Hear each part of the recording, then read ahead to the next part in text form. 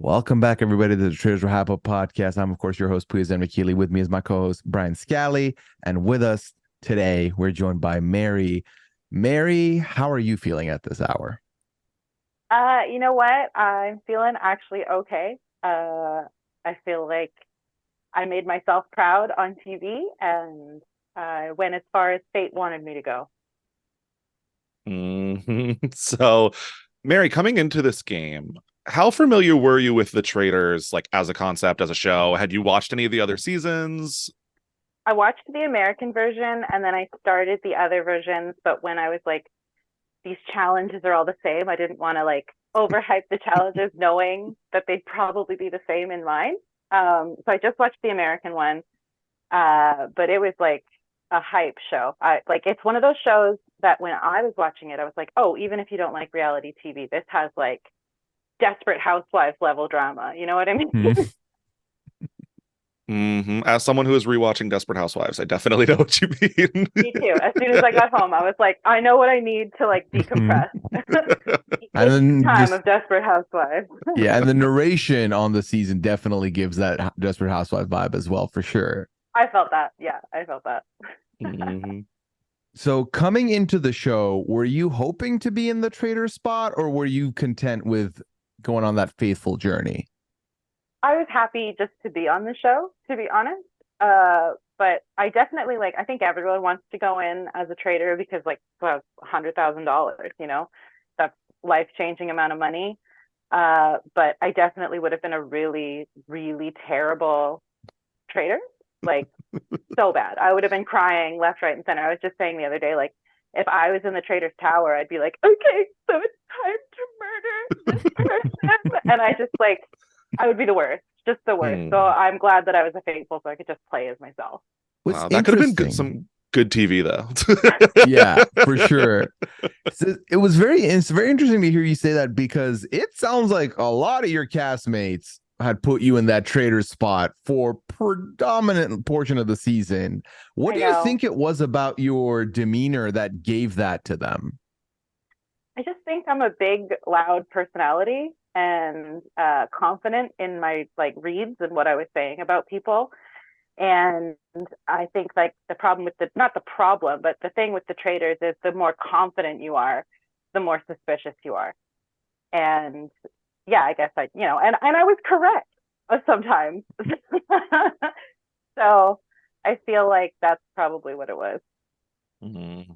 So in being so confident and in being jumping in with a couple reads early, who were your initial suspicions as to a couple of the traitors? Obviously Mel B. I mean, everyone like right off the bat. I think if I was like to go like list from the very beginning to the end, it was like, yeah, Mel B and Donna right off the bat, just because they were so weird after the first round table. And then it just kind of became obvious that maybe Donna's just a little extra, which is fine. That's who she is, and I love that about her. But in the game, like I said, being any kind of different points the finger at you. And then I had my sights on Mike for a while. Then, he's just a little bit weird. And then it just got hard. It got hard. I was suspicious of May for a while.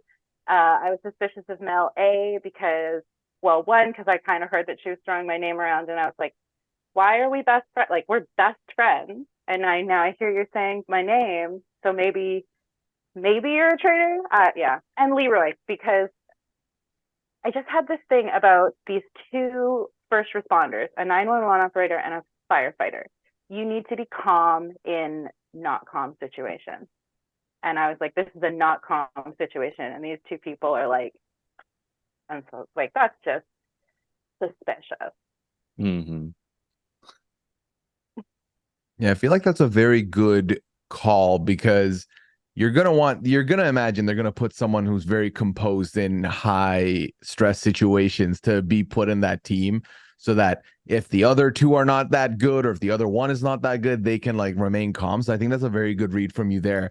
Now, not this past episode, but the one before that, when you are put on death row, it does feel like there is a shift in your demeanor and definitely feels like this was kind of like a breaking point for you. Can you speak more to that and how that felt being put on the death row there? So already, because the day before, Crystal had been murdered, and she was like my number one bestie. Like we were allies, day one, ride or die. Uh, and so she was murdered, and that's really the person I was bouncing all my ideas off of, and she was gone. And so I woke up that morning and I thought, there's something different about today. And I just really felt that I missed my daughter. I hadn't been that long without talking to her because, you're in complete isolation. Mm-hmm. And so all of that compacted. And then all of a sudden I'm at breakfast and they're like, oh, you're on death row. So you're definitely probably going to die tomorrow. Or they're going to banish you tonight because you've watched this show and you know exactly what's happening. So I think that's exactly like just all of it kind of compacted. And like I said, I think I lasted as long as I was supposed to last. Mm-hmm. So at that roundtable in last episode, we get a funny moment where you put your vote upside down and then it gets flipped over, with a little bit of energy. Was that frustration of just the day, or have you and Mike been going back and forth a little? Like, where were we there? It was the frustration of the day, and also just like because I had Mike on my team for that one, and that every time I tried to talk to him during the mission or after the mission, he just could not make eye contact with me, and he just looked really sad and really guilty. And I was like, oh, I know what you did this to me, and because I look really sad, you feel bad. And so just the whole time. And something he had said at the round table before the vote, he said, like, I'm probably going to vote for Mary because out of the two people on death row, Mary or Mel A, I think Mary is a traitor and I want Mel A to continue on in this game. And I was like, this is such a weird thing to say. He just like threw it out, and I was really pissed off about that. And then everyone goes, oh, your thing is upside down. And I was like, I just want this night and day to be done. So here you go. And then I tried to do some magician jazz hands to get it some flair. So did you come out of that round table thinking like, all right, I'm definitely being murdered tonight? Or were you surprised to see that it was you instead of Melee? I think everyone knew that I was sort of done in the game. Because I had said earlier in the day and right before bed, like I was just like, if there are any traitors here, like I miss my daughter. I miss my daughter. And so I just feel like I always said if I die in this game, if I'm I'd rather be murdered than banished, because I feel like that's a really tough position to be in as a faithful. And so just being on death row, I knew that my game was done. Like I knew it was done as soon as I was either murdered or I was banished. So I did. I kind of gave up a little bit, and I do regret that a little, but we got some good TV out of it. Yeah, no, it's an extremely tough spot to be in because, like you said, you're putting the spotlight on three people, and it's not a flattering spotlight. It's everyone look at them a little further, and then you're getting grilled. You like flinch, and they think it's a big tell or whatever, and they're misreading it, and it's very frustrating because it's exhausting probably to keep defending yourself over and over and over to where you know what, I'm done, I'm out of here. Now, you had mentioned that Crystal was your number one. Who were some of the other connections you had in the manor that you felt tight with? Mel A, funnily enough, we were very close. Even, once we were on death row together, it was kind of just this like solidarity. You saw the really nice hug we had. We had tons of those. She was a real comfort to me that day when I was like not a comfort to anybody at all. And Colin, we had a lot of really good conversations before I banished him. I think like as far as game wise, I did think that I was in alliance with Kevin and Gerline. It turns out that I was not. which should have been a tell for me because I was like, oh, these guys are all hanging out with the TV people and me. If I had really like put my thinking hat on, I would have been like, what makes me special? What makes me special? Nothing. So I did bounce a few ideas off Kevin, but now I'm starting to be like, oh, maybe I shouldn't have. Yeah, because he says that he is trying to firm up an alliance with you, thinking that you actually might be a traitor, and he's trying to stay safe from murder in that way. Did you get a read on that at all? Did it come off super genuine, and this was a real alliance? So in that first episode, when I was telling everyone that, you know, he said that to a lot of people, this is a really genuine, you know, I'm like 85. He would say that number to me all the time. I'm 85%, I'm 95% sure you're a faithful. And I was like, no, I'm not sure about that on anybody, and I don't trust. So it was either, I kept jumping between, he either thinks that I'm a traitor or he is one, and he's just trying to make as many friendships as he can. So that, and I was just like, fine. I was fine to be traitor's pet, you know? It's a good spot. It's a good spot to be in. Yeah. And if you play dumb enough, you'll get to the end. There we go. So we did see in this last night's episode, Travon talking about how Mary told me that Mike couldn't look me in the eye. So what exactly did you tell Travon that he was running with in this episode? It was the end of the night before, and Travon, Mike, and I were all having a conversation, and because I knew it was Mike, so I kept trying to like drop in little like things like, oh, I would like to buy a house one day. Oh, I would like to stay around, and like I'm like, you know. And he would just like kind of look at me and kind of roll his eyes and then like not look at me, and I was just like, oh, wouldn't it be so nice to be alive tomorrow? You know. And then when he walked away and it was like, okay, everyone, it's time to say goodnight. I like grabbed Trayvon and I hugged him and I'm like, you saw him roll his eyes. Like, you saw what happened. You need to, I'm not going to be here. You need to push this. You need to push this. So I think that's what he was going with. Because he even said, he's like, yeah, I saw him do weird stuff with his eyes too. But like, what are we doing in this game when we're like, oh, you did make eye contact and then you didn't make eye contact? It's like, we're running on nothing in coffee. Yeah, that's the thing, is you got to go off of just like such tiny little reads that you kind of get throughout the game. I do remember after the Colin banishment, you were pretty upset, saying that you thought like, okay, you went along with the mob and you weren't going to do that anymore. How do you think your game really changed after that banishment? Or like, how were you trying to approach the game differently? Oh God. I get like every day is a new strategy, because you wake up and you're like, okay, there's one less player. That's one less person that I'm suspicious of. I definitely, after I voted for Colin, I was like, you know what? I need to vote for people that I actually genuinely believe are traitors, because I don't want to look fucking, sorry, I don't want to look stupid. You're good. Yeah. I don't want to look stupid again and again and again. Like, yeah, I voted for Faithfuls a couple of times, but every single time it was because I genuinely believed that. But with Colin, it was, I know you're not, and I just don't want to put a target on myself because the person that I want to vote for has not been named at all.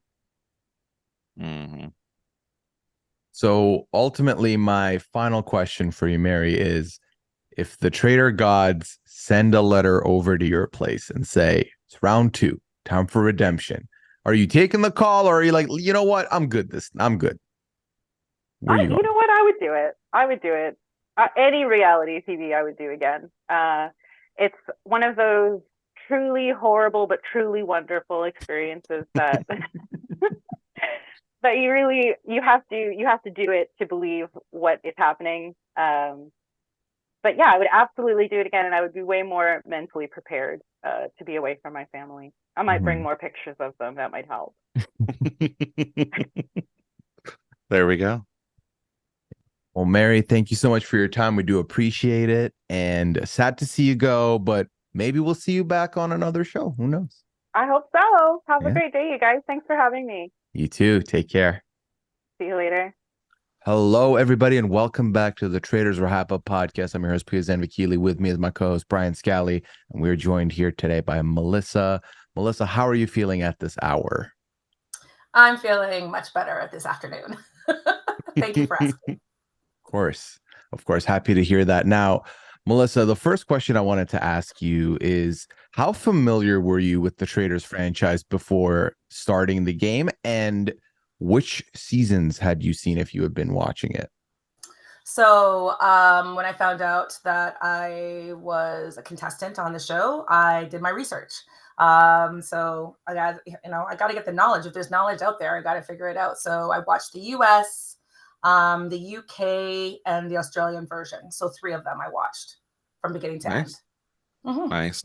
So after coming away from watching those 3 seasons, were you going in there hoping like, all right, I'm going to be a faithful, I'm going to be a little traitor hunter, or were you hoping to be one of those traitors on day one? I wanted to be a traitor. I wanted to be a little bit of a badass in a sense, because I'm always, doing everything the right way and trying to, all about equity and all that stuff. So I wanted to be a little bit of a villain. And but the irony was that a lot of my family and friends assumed that I was going to be a traitor. So it was just really interesting. So I was like, what do you actually think of me? But anyways, so that was very telling. But it was, I wanted to be a traitor and I was looking forward to it. But when I found out I was going to be a faithful, it just basically just changed my mindset. And it just brought out like, how can I support my faithfuls? How can I find the traitors? Like, thinking about like building relationships, but how do you do that in a subtle way? So I think from the research or by viewing it, I was able to understand the concept of the show, but every show is different in a sense, because every day is different, every moment's different. So nothing's finally written until you're banished or murdered. So out of the gate, who were your top suspects when the game first starts? When the game first started, I had suspicions of Mary a little bit, just because we weren't really communicating. But then it was on and off though. But then I didn't really feel it, so that was one. But I felt like I felt a little bit with Kuzi from the beginning. There was some kind of like Mike was under my radar too, and Mickey was as well.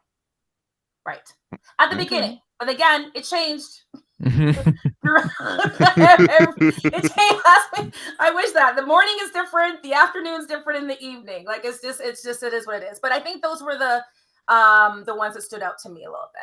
Okay. And now I know that you were hoping to come in playing as a traitor, but then once you're a faithful, I mean, your susses at the beginning sounds like they were at least 50% pretty good.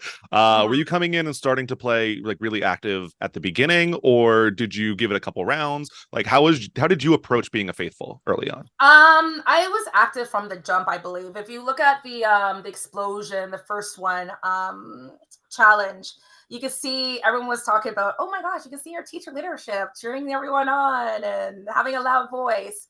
So you can see that, but then that can also bother people the wrong way. But you know what? But you see like the encouragement. I was using my voice to empower and cheer people on, not using to berate or belittle.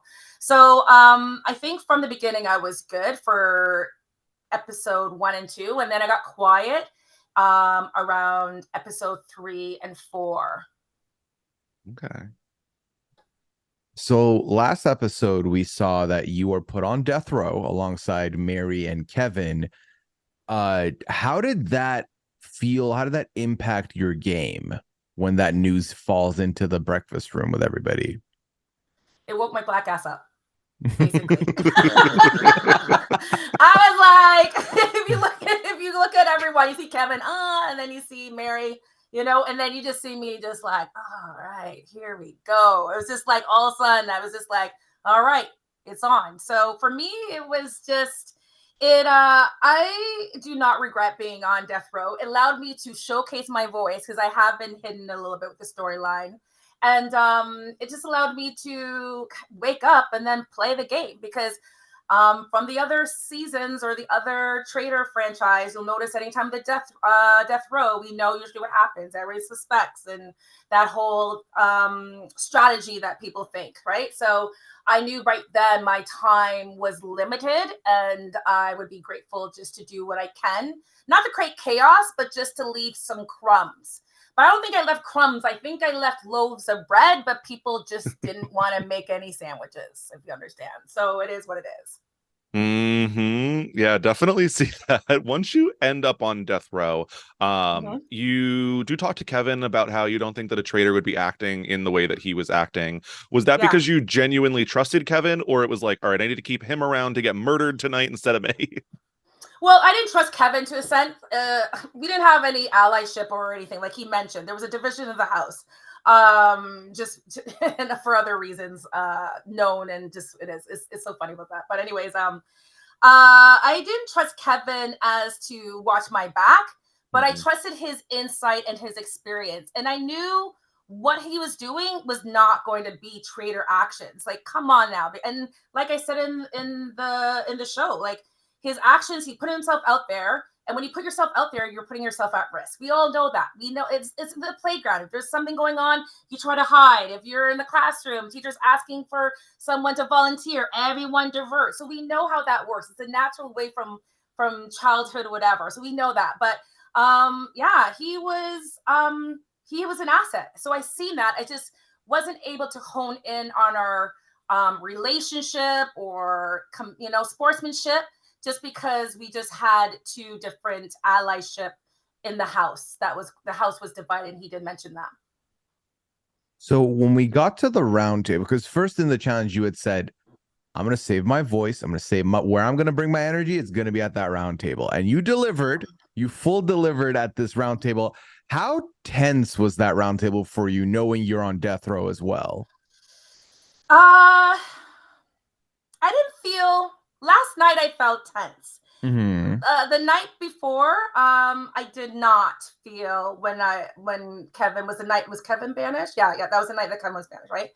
I just felt like I had an because I knew I was gonna be gone. I saw your podcast. You said I'm gone. I was ready. I was like, all right, got my denim. I was like, all right, let's go. I'm gonna call it out. Like I was just like, I was reading everybody. They didn't get that, and Gerlina's right. I do talk a lot, but I was reading everybody. And the reason why is because I just didn't want to waste the knowledge that I had and then be gone and it disappears. Because the thing for me in the community and anything is I hate when my voice is minimized or taken away.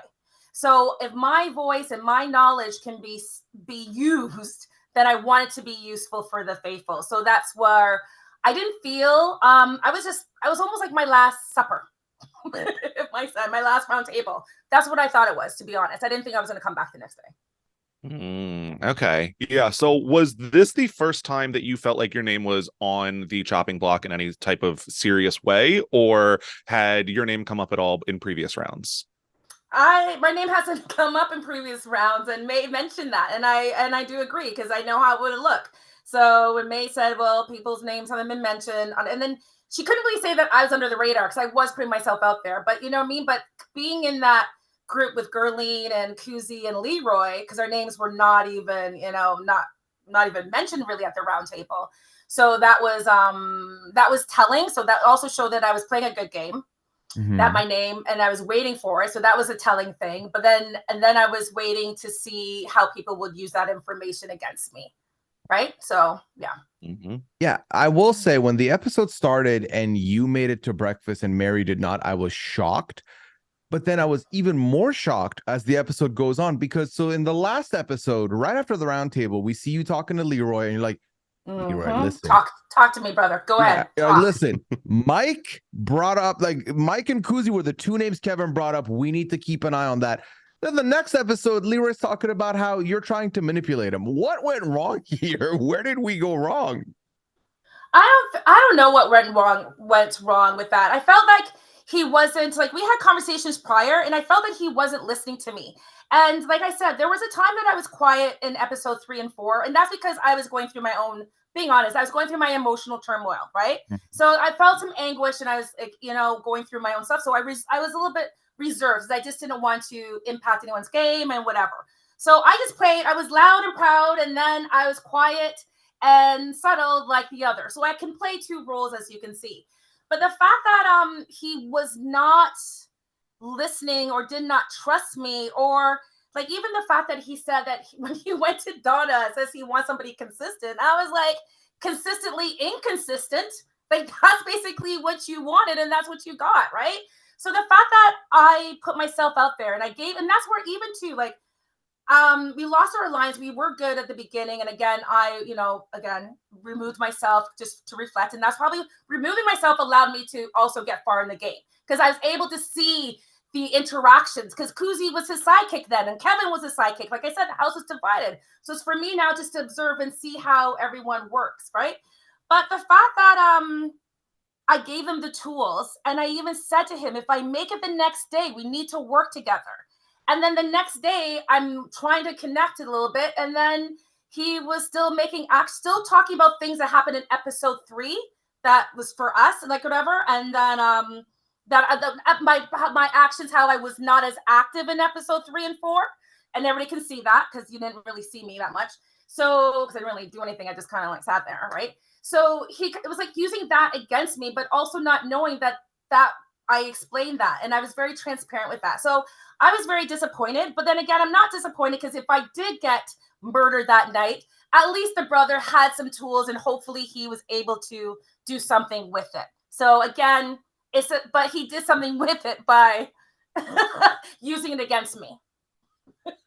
Yeah. So either way. So yeah, it is what it is. Yeah, it was tough when I think Leroy was saying that like he just thought you were trying to keep him close and like, oh, here's elbow nudges and stuff like that. Was that actually, because look, a part of the game is, getting relationships on your side. So I would not blame you by any means if you were trying to pull people in closer, or are they just misreading just how you are as a person there? Everybody knows I'm very let's just say I'm very open and I'm very expressive in a way. So if we're talking to my girlfriends, I say get out or what have you. But if they're looking about the winking, I do wink at times. I know you can even see in the confessions when I'm saying something, I wink like done. It's like almost like a mic drop. It's almost like you got it. Did you see it? Do you know? Right?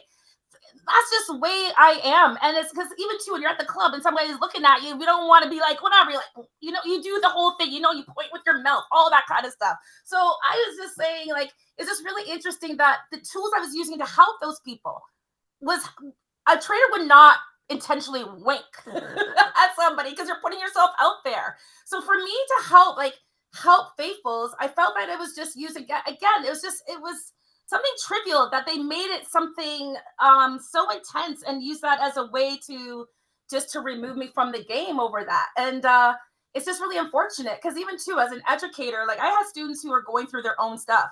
The mental health, students who are tired or not feeling great. So you never call out a student and says, oh, no. You look at the students looking at you and I wink. I go, are you good? Like you do that. And they're like, you know what I mean? It's that thing because it's that check-in. It's a check-in. Mm-hmm. So for them to think that, I don't know, maybe they thought I was flirting or whatever, but I wasn't. And if that was, maybe I should feel, flattered about it. But just to, I don't know, it's just like if they really looked at who I was and looked how consistent. And then you know what? Why was I winking? Let's look at not just was I winking. When I winked or when I nodded, when I nudged you, was I helping you to see something? Because you could even see when some of the shows that you can even see Leroy and how they went like, you can see that. So it's just really interesting and it's just really unfortunate about that. But it is what it is. So in this roundtable, you had mentioned that this is when you had really first felt like you were on the chopping block. You and May were the two people that didn't vote for yourself, obviously. You voted for Kuzi. Was there anybody that voted for you that you were surprised to see vote for you? No. Wow. No, interesting. Because everyone, because I knew it was going to happen. If this is it, again, everything's getting smaller, the amount of people, and everyone's trying to save themselves. So all of a sudden you're saying, okay, I believe Melissa's a faithful. Then you're going to look at other faithfuls and no one wants to be looked at. It's kind of like this. You take somebody off then you're looking at someone else to come up and present. It's a presentation. Someone couldn't show up today, so now you're looking for someone else, and everybody. That's exactly what happened. So I felt it was just, like I said, a pawn is just using me as a scapegoat, and that's what it was. And I felt that and the thing is, I was transparent. I told people who I was voting for, and but then again, people, Kuzi, I know she did her work, and she had to, and she had her colleague Mike to support her on that. So and that was good because they have a good partnership, and you know what, I respect it because they communicated and they listened, where I try to communicate my faithfuls and they didn't. So No. it is what it is. Active listening was not part of the faithfuls. Not even active listening, even watching body language and stuff. Like they were just, it's just, I don't know. Yeah. It's tough. I mean, it does seem like Trevon even shocked himself by voting for you there. So were you surprised at the level of his reaction after that vote? Well, last night I bawled when I saw him crying. I cried seeing, I'm going to tear up about this too a little bit. I cried when May was saying that she felt alone. So it goes to show that you know these people just for a fraction of the time of your life, and it shows how much of an impact you can have, right? So seeing Trevon do that, I knew it was like, that's a question you have to ask him, because I was transparent. Like if we could have got him and someone, but his name was already mentioned so many times, he could have put himself out there. And then still use me as a scapegoat. But I felt like, I don't know, like it didn't surprise me him putting my name down. Because again, we're at this stage where everyone's trying to save themselves, right? And I feel that he felt guilty because he knew exactly what he did. And I felt that, but he was also playing his own game to protect himself. His name was on the block a few times, right? So, but the thing is, he doesn't remember. Not once did I vote for him. Look at actions. I did not vote for Trevon. I even told people I'm not voting for Trevon. So I feel I'm proud that I played the game the way I didn't vote for the way other people voted, and I said my piece. No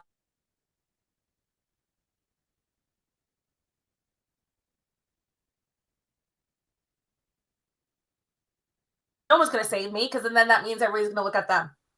Mm-hmm. So I would have done the same thing. Yeah. At this point, did you like look at the game and see like, all right, these are my end game plans, this is who I want to go towards the end with? Or at the point of going on like the killing list, are you like, all right, out the window, I just got to survive these next couple rounds? How are you feeling? Brother, I just had to go to each next round. There's no way that you can think of the future. And that's just from my lived life experience. Like I stage 2 breast cancer thriver from 3 years ago. So I know I have a tattoo that says tomorrow's not promised today. So I can't, like when Kevin was like the 8th round, it's like everything, life changes. Man plans today, God takes away. Like it just doesn't, like you can only do so much. So for me, it was just every day I was living in the moment and being intentional with the time that I was allotted, that I had. That's all I can do. So I did not see myself the next episode or the next challenge, whatever. It was just every day is to play the best game and leave a mark, and almost, it's kind of like every day is like a chapter, and let me leave a chapter with leaving my voice and I'm proud and happy that I got banished because I was able to see and look at people in the eyes to banish me and let them see their hurt and how it impacted me. Because again, being murdered, you don't have that say. Crystal didn't get that say. And I feel like to be banished is a privilege in this game. It hurts. But it hurts. It hurts. But that's life. Highs and lows, right? Yeah, ultimately our time has run out here, okay, Mel, but I will say problem. I'm very grateful that we got to see more of you in the last 2 episodes. I feel like up until then, when we were talking about on the podcast, you were one of the people that we didn't really know much about. And having now, I guess it's a double-edged sword, because now having learned more about you in the last 2 episodes, we were very bummed to see you go last night because we were not ready to lose you. So thank you so much for giving us your time today. And hopefully we see you back on our screens in some capacity in the future. Thank you so much for the opportunity. I appreciate it. Of course. Take care.